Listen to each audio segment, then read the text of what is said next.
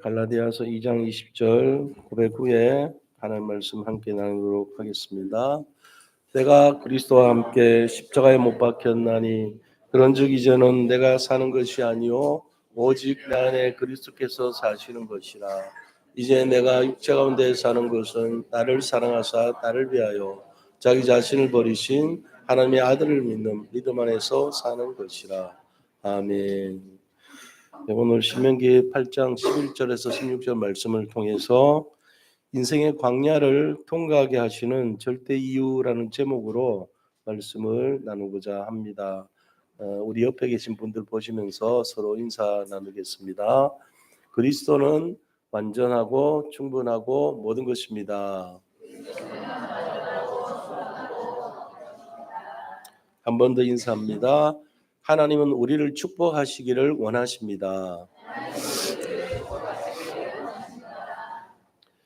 우리 하나님께서는 해방받은 이스라엘 백성들을 광야에서 인도하셨는데 굉장히 오랜 기간 동안 여러 가지 어려움을 겪은 가운데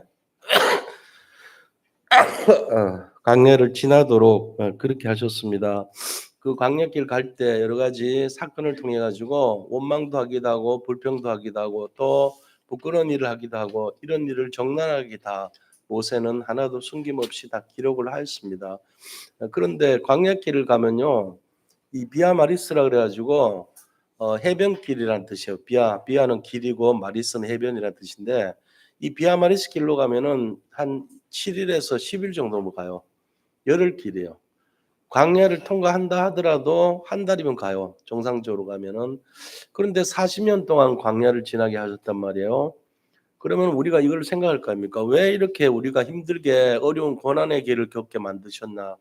그냥 빨리 가게 만들면 될 건데 왜 해방된 이스라엘 민족을 가나안으로 가게 하실 건데 이왕 가게 하실 거 빨리 가게 하지 왜 이렇게 늦췄느냐?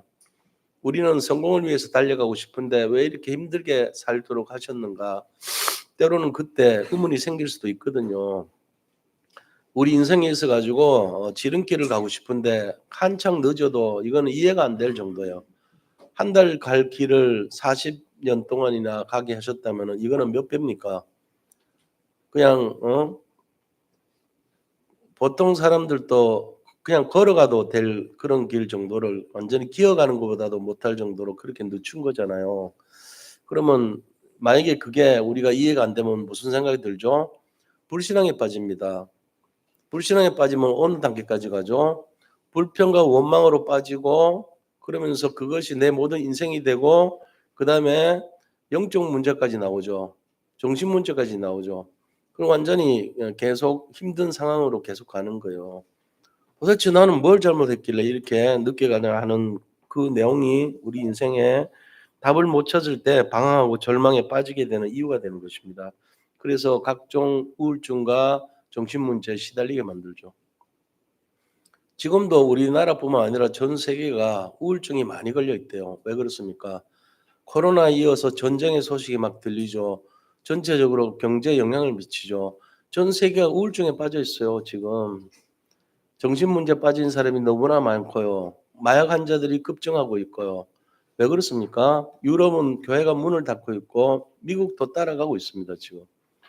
앞으로 미국 교회의 한 절반 정도가 문 닫는데요. 다행히 이번에 트럼프가 대통령이 돼가지고 그래도 교회를 살리고 말씀을 살려야 되겠다고 이렇게 장담을 하니까 그래도 다행이에요. 그동안 미국 교회도 완전히 말씀 없애고 예배 없애는 것이 중요 사항으로 있었던 것이 사실입니다. 이런 상황 속에서 우리가 하나님의 계획이 무엇이었나 40년 동안 늦추고 우리의 인생을 길게 늦게 가고 하는 그 이유가 무엇인가를 알아야 됩니다. 왜 광야길을 40년 동안 걸리게 하셨는가? 그 이유 모르면 어렵죠. 우리가 왜 그렇게 뭐 잘못한 것도 없는데 라고 생각할 수 있다는 거예요. 그래서 오늘 말씀 통해 가지고 광야길을 늦추게 가는 큰 세 가지 이유가 있어요. 빨리 가는 것보다 늦게 가는 데 이론 이유가 세 가지가 있다는 거예요.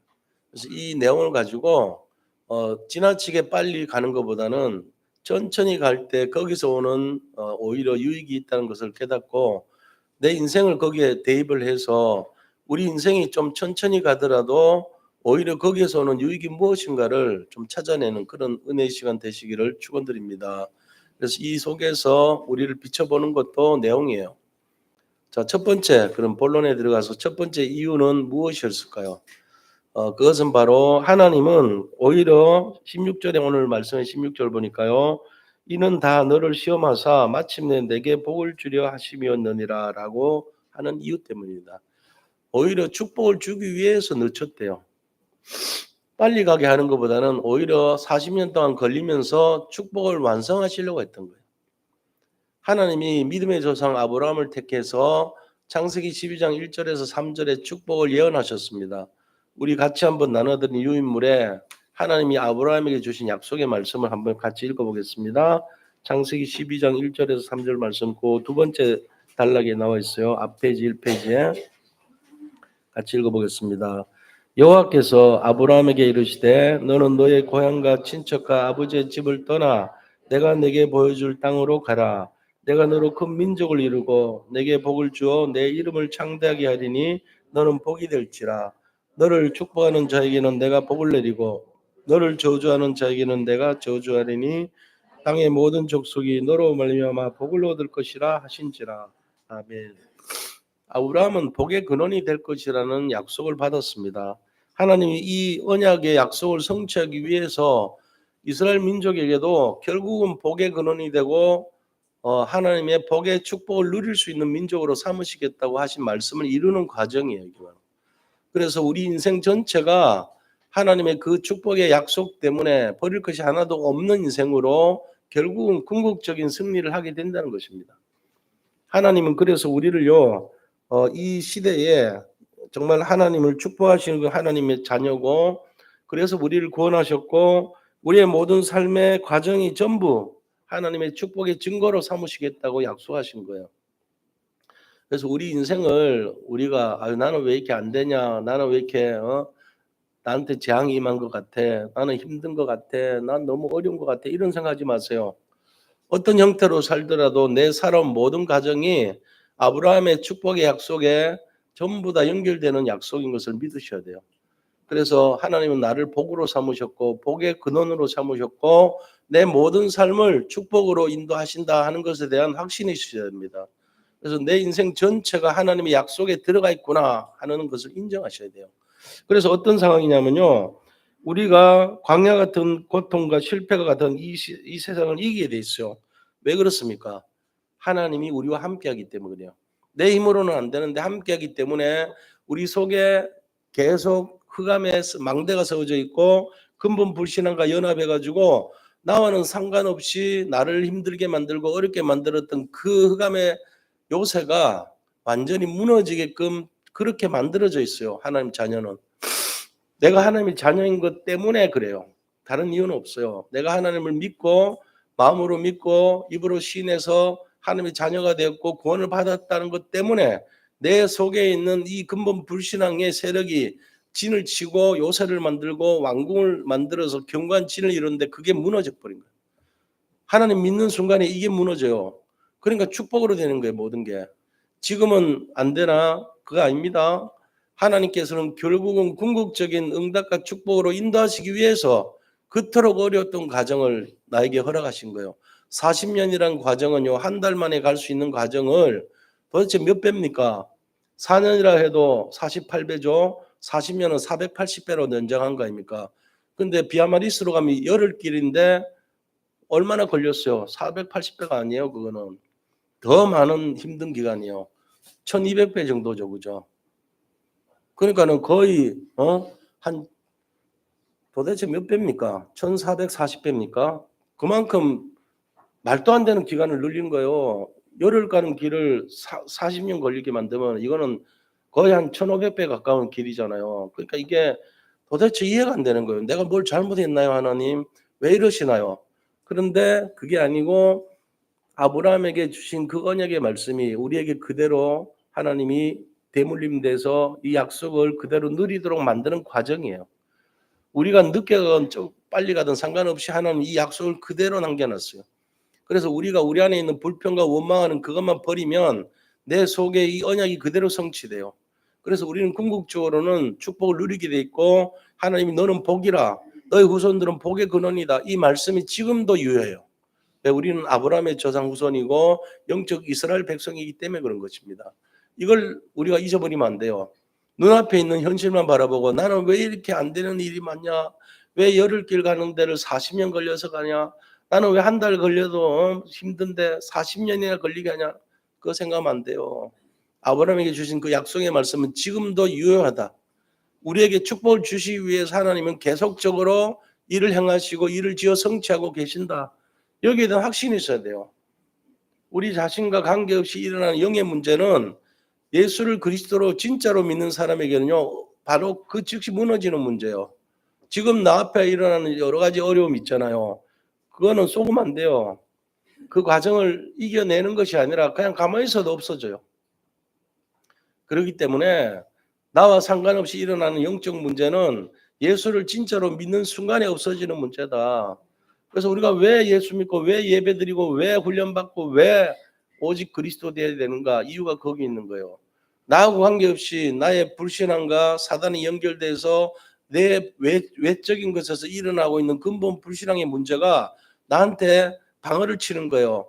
뭘로 쳐요? 요새가 되고 견고한 진이 되고 그다음에 집을 만들고 궁궐이 돼가지고 하나님 역사를 못 오게 만드는 영의 문제가 일어나요. 그러면은 나하고 상관없이 내 인격과 관계없이 내가 저주, 팔자, 운명 여기에 걸려서 이상한 모습으로 사는 거예요. 근데 이게 완전 무너지는 길이 뭡니까? 예수를 그리스도로 믿는 순간 이게 없어지는 거예요. 그래서 우리는 축복받을 인생으로 살 수밖에 없는데 비록 광야길 늦어진 길을 할지라도 하나님이 주신 축복은 그대로 유효하다. 아직도 살아있다. 말씀은 그대로 성취된다. 이거를 잡으시기 바랍니다. 이 속에서 승리하셔야 돼요. 자, 그 다음에 두 번째 이유. 결국 첫 번째 이유는 축복을 주시기 위해서 늘린 거예요, 오히려. 두 번째 이유는 뭐냐? 두 번째 이유는 광야 통과하면서 복음의 그릇을 만드시겠다는 것입니다. 복음의 그릇을 만드시겠다는 거예요. 자, 그래서 하나님이 광야 가는 동안 사건 문제를 다 드러나게 하셨습니다. 어려운 문제, 어려운 형편이 올 때마다 이스라엘 민족은 불평과 원망하기 바빴어요. 굉장히 목이 말랐는데 드디어 오아시스를 발견했습니다. 그 오아시스를 만난 이스라엘 민족은 그냥 이제 물을 마시게 됐구나고 너무나 즐거워했어요. 그런데 그 물이 쓴물이었어요. 먹지 못하는 물이에요. 그래서 오히려 더 실망이 더 크고 낙심이 크고 원망과 불평이 더 큰 소리로 원성의 소리가 높았죠. 그걸 마라의 쓴물 사건이라 그래요. 마라라는 그 지역에 이르러서 오아시스가 먹을 물이 없었는데 하나님이 뭐라 하냐면은 그 마라의 쓴물에다가 나무 토막을 지정해서 그걸 집어넣으라 하니까 나무를 집어넣으니까 물이 단물이 됐어요. 그래서 마라의 쓴물이 치료를 받고 먹을 수 있게 된 사건입니다. 여기서 우리가 볼 때 이스라엘 민족들이 제일 먼저 하는 게 불평과 원망이라는 사실. 문제가 있을 때마다 불평, 원망하기 바빴어요. 그러니까 우리가 이런 내용들을 보고 우리 체질이 정말 이런 체질이구나. 근데도 하나님은 그것을 이겨내도록 오히려 그릇을 준비시키는 하나님의 시간표를 볼 수가 있는 거예요. 또 정탐꾼들의 불신앙에 인해서 하나님이 진노하십니다. 뭐라고 진노하십니까? 민수기 14장 26절에서 30절 보니까요. 이스라엘 민족들이 여기서 나와서 광야길을 거쳐서 가나안으로 들어가는 모든 민족 중에 남자 20세 이상의 장정들 중에 여호수아와 갈렙만 들어가고 나머지는 다 못 들어간다 잃어버렸어요. 하나님. 불평 원망의 결과는요. 재앙이 임하고 하나님의 진노가 임하는 거예요. 못 들어갔어요. 처음에 나올 때 60만 3,550명이 나왔어요. 광야길에서 다 죽었습니다. 다 죽고 거기서 태어났던 60만 1,530명만 들어가요. 거기에 여호수아 갈렙이 포함됐어요. 그러니까 거의 비슷한 인구는 맞는데 광야길에서 40년 동안 나왔던 1세대 출애굽한 사람들이 서서히 죽었어요. 그래서 그들은 결국은 후대만 남기고 자기들은 못 들어갔습니다. 심지어는 모세도 못 들어갔어요. 그리고 모세 형 아론도 못 들어갔습니다. 미리암도 못 들어갔어요. 다 못 들어갔어요. 거기서 나왔던 여호수아 갈렙만 들어갔어요. 우리가 이걸 알아야 돼요. 불평과 원망은 우리에게 뭘 주는가? 하나님의 언약 속에서도 복의 근원을 삼으시지만 그럼에도 불구하고 근본적으로 불신앙은 우리에게 굉장히 어려움을 준다 하는 걸 알아야 됩니다. 또 이스라엘 민족은요, 극단적인 원망과 불평으로 인해서 불뱀에 물려 죽는 사건이 나요. 왜 그렇습니까? 길을 돌아가 가지고 그렇게 참고 갔는데 저 밑에 이제 저 밑에 에돔으로부터 시작해서 이제 옆으로 모압 땅으로 갔어요. 모압 땅으로 돌아서 거기서 이제 숫곳을 지나 가지고 이 이스라엘이 여리고라는 곳으로 들어가요. 우리가 이제 그 길을 성지순례 때 가봤거든요.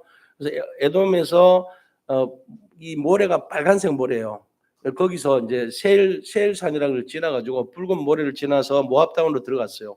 모압 땅에서 옆으로 여리고성으로 들어간 그 길에 들어갔는데 이스라엘 민족이 거기서 뭐라고 얘기하는, 왜 여기는 물도 없고 마실 물도 없고 먹을 것도 없는데 왜 이렇게 돌아서 오냐, 우리를 왜 이렇게 힘들게 하냐, 원망불평합니다.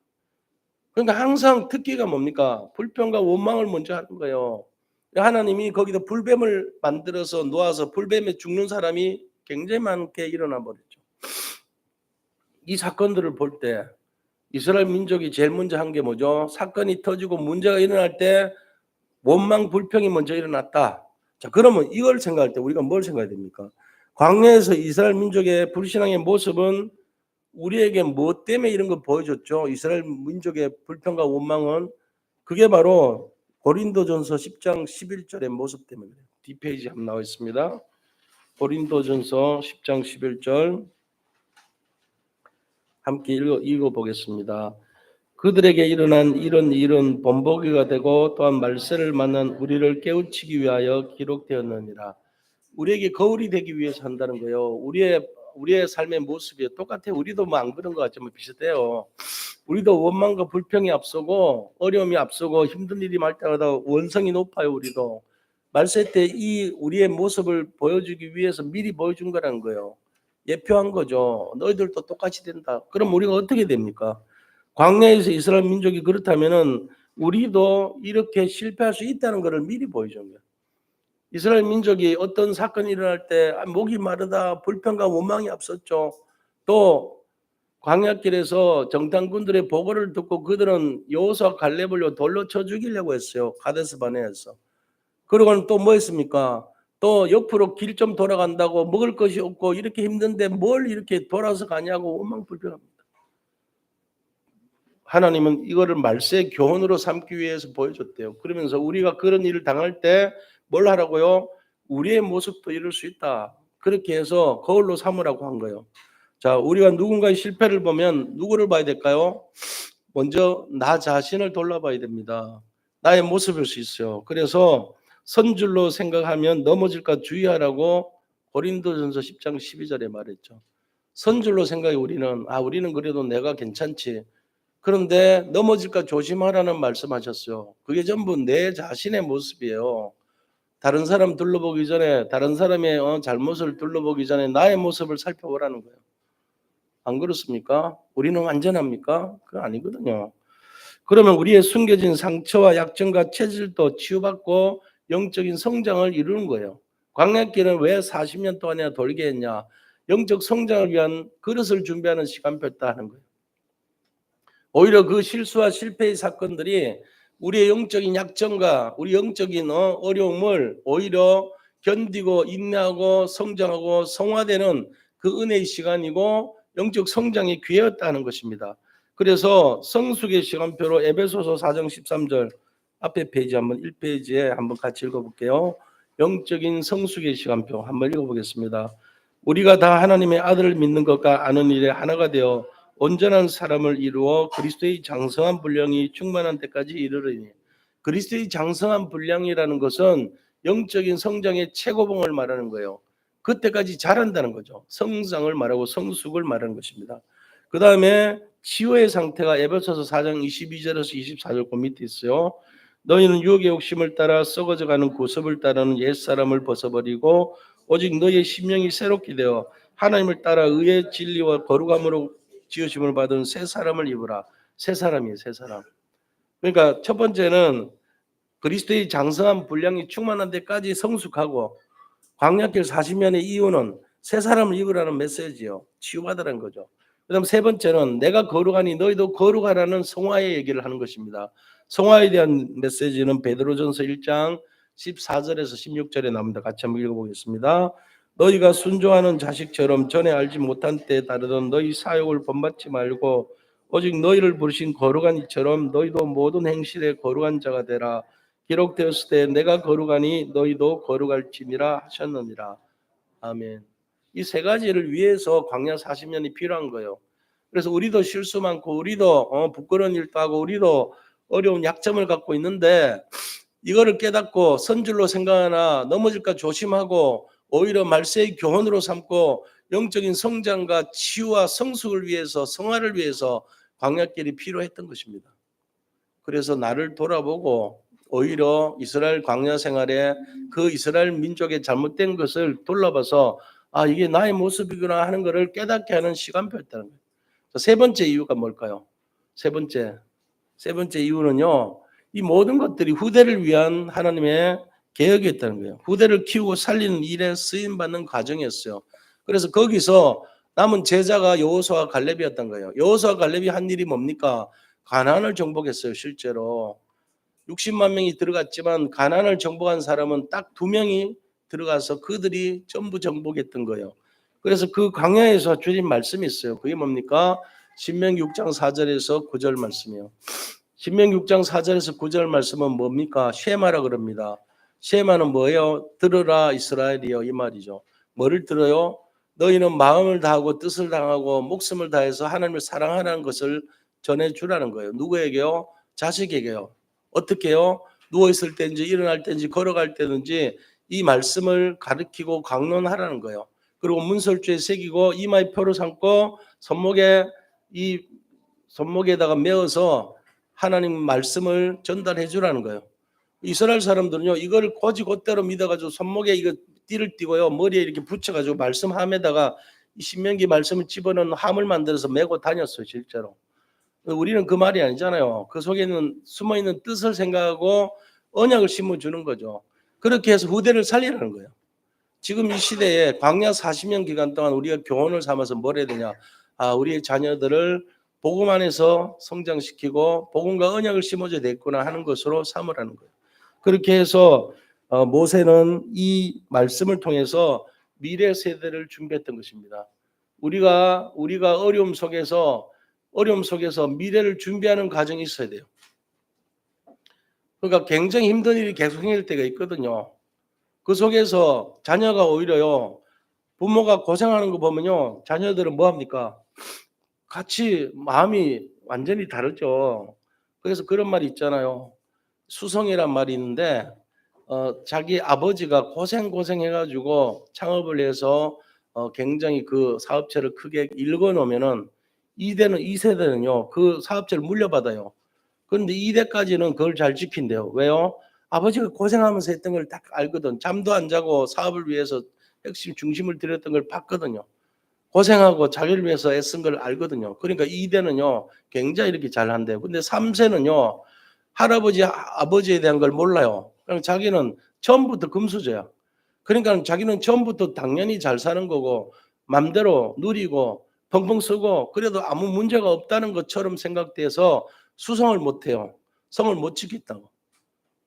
그러니까 우리가 오히려 사서 고생이라는 말이 있어요. 부모님이 고생하고 힘든 거를 지켜볼 수 있는 자녀가 되면 지킨다니까요. 근데 그거 모르는 3세대 그런 손자 세대는요 굉장히 위험한 세대예요 오히려.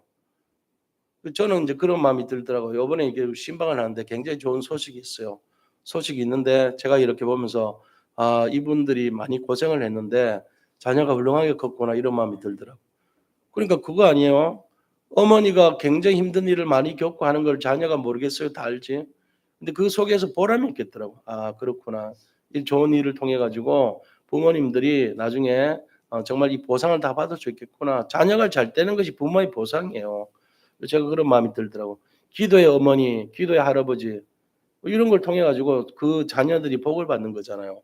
우리가 강야 40년이 왜 이렇게 길고 지루하고 응답이 없고 이런 것 같지만 그게 아니에요. 궁극적으로는 승리하게 돼 있어요. 하나님은 반드시 응답하시고 축복해 주실 것을 저는 믿습니다. 그게 세상의 어떤 승리와 성공이 아니고 하나님께서 허락하신 축복이라면 그것이 맞다는 거예요. 제가 이제 전화를 하고 기도를 해줬는데 좋은 결과가 있고 이제 확정이 되면 나중에 알려드리겠지만 굉장히 좋은 소식이 있어요 지금. 그래서 하나님이 하신 거란 걸 제가 보고 광야길 40년 같이 어렵고 힘든 고난의 길일지라도 하나님은 축복을 누구에게 주시냐 후손들에게 나타내신다는 거 그걸 분명히 알아야 됩니다. 이 세 가지 이유 때문에 그래요. 첫째 이유는 궁극적인 축복을 위해서다. 두 번째는 믿음의 성숙과 치유와 성장을 위한 그릇 준비하는 과정이다. 세 번째는 이 고난을 통해서 후대에게 언약을 성취하고 후대를 축복하는 시간표라는 거예요. 그래서 부모님들은 자녀가 잘 되면요 굉장히 보람이 있는 거예요. 아, 내가 이렇게 고생을 해도 자녀들이 훌륭하게 되고 이렇게 성장하는 것이 하나님 계획이고 응답이구나 하는 것을 깨달았습니다. 자, 모세가요 이런 속에서 모세도 보람이 있을 거 아닙니까? 자기 후손들이 언약 속에 성장하니까. 그래서 모세가 세 가지 자세를 통해 가지고 이 언약을 성취하고 후대에 하는 것을 기뻐했단 말이에요. 첫 번째는 모세는요 자기 자신이 부족함을 알고 하나님 앞에 눈물로서 기도하면서 엎드려서 백성들을 이끌어갔어요. 그래서 백성들의 잘못이 있을 때 하나님 앞에 저들을 용서해 달라고, 안 그러면 차라리 내 이름을 지워 달라고 그렇게 할 정도로 자기가 하나님 앞에 기도했어요. 그게 출애굽기 32장 31절에서 32절 말씀이에요. 나중에 다 있으니까 찾아보세요. 자, 그러면서 후대에게 올바른 언약을 전달하기 위해 부끄러운 것까지도 그대로 기록해요. 만약에 제가 이 모세오경을 기록했다면 우리가 너무나 부끄러운 거는 지워야 되잖아요. 근데 그거 다 그대로 기록해요. 하나도 빠짐없이 다 기록했어요. 실수한 거, 잘못한 거, 원망, 불평한 거 하나도 안 빼고 그대로 다 기록했어요. 왜요? 후대의 교훈으로 삼고 오히려 후대가 이런 걸 두 번 다시 반복해서 죄를 짓지 않도록 교훈으로 남긴 거예요. 글을. 우리가 성경 보면서 깜짝 놀랄 때 있잖아요. 왜 이런 걸 자세하게 기록했지? 요새 그런 걸 뭐라 그럽니까? 쓸데없는 거 많이 기록하고 말하는 거 있잖아요. 그러니까 우리 자신들도 말하다 보면 그런 건 좀 빼지. 강단에서 왜 그런 걸 길게 장하게 세밀하게 얘기하지 말지 이런 거 많아요. 근데 모세는 다 기록했더라고 보니까. 부끄러운 건데 아주 세밀한 것까지 다 기록했어요. 왜요? 우리도 반복적으로 이런 실수하지 말라고 기록한 거죠. 세 번째는 어떤 자세일까요? 모세는 두 여호수아와 갈렙이라는 두 제자를 확실하게 남기고 갔어요. 그래서 하나님은 이 두 사람을 통해서 가나안을 정복하는 주인공으로 삼았던 것입니다. 실제로. 우리가 이걸 봐야 돼요. 그래서 우리는 어떤 결론을 가져야 되냐? 이 후대에 대한 언약을 잡고 진짜 후대를 위해서 기도하는 부모님이 돼야 돼요. 우리는 부모님 위해서. 그래서 우리는 이 기도하는 부모님들이 하나님께서 가장 기뻐하시는 분들은 알아야 됩니다. 자녀를 위해서 계속 기도해 주셔야 돼요. 기도 제목 쓸 때 보면 자녀 위해 기도하는 부모님들 있잖아요. 그럼 보면은 이분이 진짜 하나님 사랑하는구나 제가 알아요. 왜? 하나님이 우리를 사랑하듯이 우리도 자녀를 사랑하는 거예요. 그러니까 저도 기도에 하루도 빼지 않고 기도하는 게 우리 자녀들이거든요. 자녀를 위해서 기도하는 거예요. 하나님이 분명히 그렇게 응답하시는 거예요. 자, 우리의 어떤 결론이 이 말씀의 결론이 되냐? 세 가지 결론입니다. 우리의 각인과 뿌리와 체질을 바꿔야 됩니다. 어떤 각인, 뿌리, 체질이냐? 하나님은 궁극적으로 우리를 축복해 주시는 분이다 하는 각인을 바꿔야 돼요. 우리는 하나님 나를 저주하는구나. 내가 뭘 잘못했길래 이렇게 힘들게 하냐? 그게 아니에요.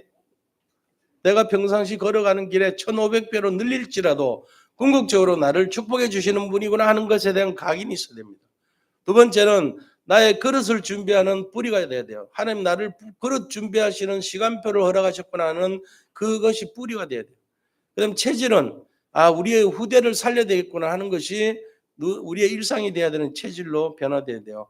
24시간 자녀를 위해서 축복하고 기도하시기 바랍니다. 이것이 우리가 광야길 40년의 이유예요. 내가 고생하더라도 내가 힘든 길을 걸어가더라도 이 축복의 각인과 그릇에 준비된 뿌리와 자녀의 후대에 대한 언약을 전달하는 이 체질을 만들어가는 것이 광야 40년의 교훈이다 하는 것을 잡고 어떤 상황 속에서도 속지 말고 승리하시기를 축원드립니다.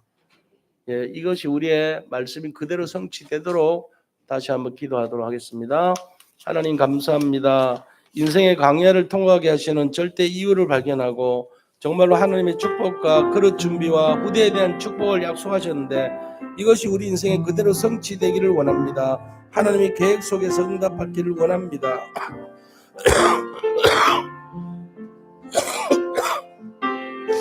지금도 이 말씀이 그대로 성취될 것을 믿사옵고 살아계신 주 예수 그리스도 이름으로 기도드립니다. 아멘.